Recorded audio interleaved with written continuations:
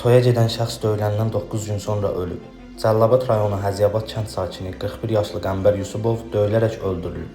Milli Media xəbər verir ki, hadisə Masallının Alvadı kəndində keçirilən toy məclisindən sonra baş verib.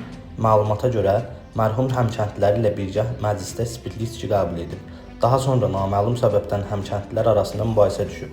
Nəticədə o iki qardaş tərəfindən döyülüb. Yusubovun bacısı Allahyarova bildirib ki, qardaşı toyda olarkən çölə çıxıb və orada mübahisə edib.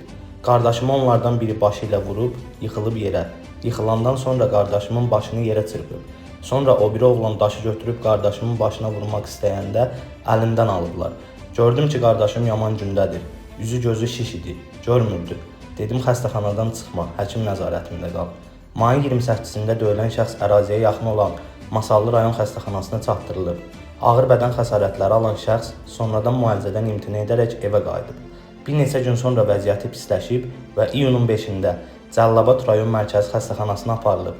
Həkimlərin səyinə baxmayaraq Qəmbər Yusubov xəstəxanada ölüb. Hadisədən sonra Cəlilabad rayon polis şöbəsinin keçirdiyi əməliyyatla rayonun Həziyabad kənd sakini 22 yaşlı Babək Şahmarov şübhəli şəxs qismində saxlanılaraq istintaqa təhvil verilib.